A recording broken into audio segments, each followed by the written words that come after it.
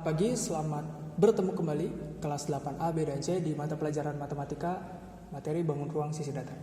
Untuk hari ini kita akan membahas tentang luas permukaan dan juga gabungan dari bangun ruang sisi datar.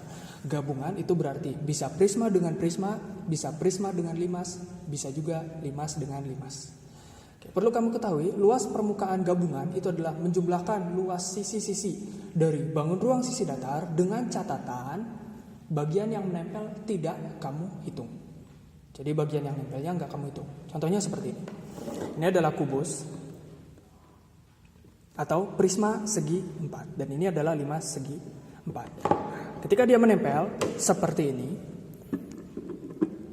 berarti kamu hitung luasnya. Ingat catatannya. Bagian yang menempel tidak kamu hitung.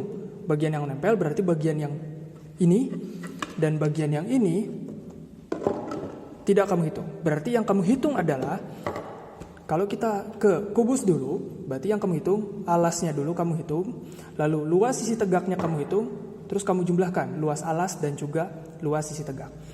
Dan untuk limas, nah karena ini tadi menempel pada bagian kubus, berarti yang ini luasnya nggak kamu hitung. Yang kamu hitung adalah luas bagian ini, dan juga ini. Nah, setelah kamu hitung luasnya, kamu jumlahkan luas antara limas dan juga kubus. Ingat, karena bagian yang menempel ini tidak kamu hitung, berarti yang nempel tadi enggak kamu hitung. Nah,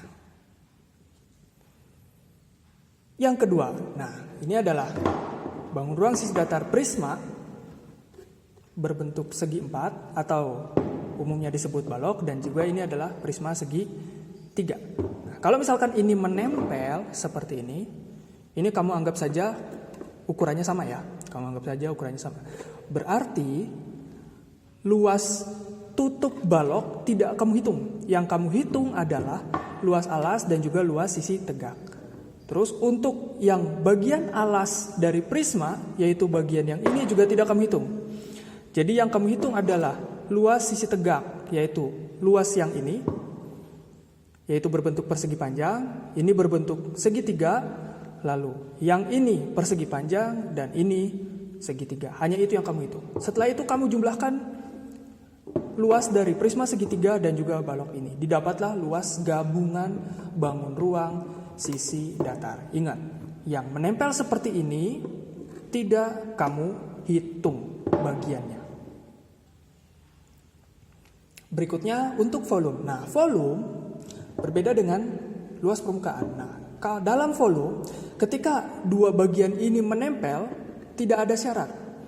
Nah, perhitungannya berarti kalau yang ditanya volume gabungan, karena ini prisma segitiga, kamu hitung volume prisma segitiga dengan rumus volume prisma.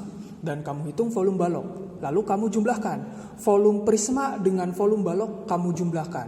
Didapat volume gabungan. Begitu juga dengan ini. Ini adalah prisma segi 4, yaitu kubus dan juga limas segi 4. Nah, kalau yang ditanya adalah volume, berarti kamu hitung volume limas, berapa hasilnya, dengan rumus volume limas, dan kamu hitung volume balok, dengan rumus volume balok, berapa hasilnya. Lalu kamu gabungkan.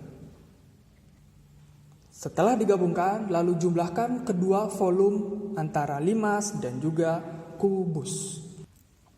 Nah, agar kamu lebih paham, perhatikan contoh soal berikut ini. Hitunglah luas permukaan di samping dan juga volume jika tinggi limasnya 6 meter. Nah, ini gambarnya. Nah, gambar antara kubus dan juga limas segi 4 dengan panjang sisi alasnya 12 meter dan tinggi kubusnya 12 meter dan panjang sisi tegaknya atau tinggi sisi tegaknya yaitu TP adalah 8 meter. Ini A, B, C, D, E, F, G, H.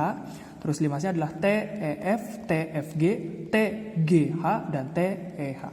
Nah, seperti catatan yang sebelumnya tadi, di video sebelumnya, bagian yang menempel tidak dihitung. Nah, kalau kamu lihat di sini, bagian yang menempel berarti adalah E, F, G, H. Berarti luas E, F, G, H tidak kamu hitung. Nah, berarti yang kamu hitung adalah selain luas E, F, G, H. Oke, kita bahas yang bagian bawahnya dulu, yang berbentuk kubus. Nah, alasnya yaitu dengan sudut atau dengan sisi A, B, C, D atau huruf A, B, C, D Karena bentuknya persegi berarti luas persegi, sisi kali sisi, berarti 12 kali 12, yaitu 144. Lalu luas sisi tegaknya, karena ini ada 4 sisi tegak, yaitu BCFG, sisi tegak yang ini, CDGH, CDGH, ADEH, ADEH, lalu ABEF. Nah, karena bentuknya sama berarti kamu cukup menghitung satu sisi tegaknya aja. Lalu tinggal kalikan 4 karena ini bentuknya sama, ukurannya sama. Berarti 4 kali luas BCFG. Karena ini persegi berarti 4 kali sisi kali sisi. Sisinya 12 berarti 4 kali 12 kali 12. 12 kali 12 adalah 144, berarti 4 kali 144 adalah 576.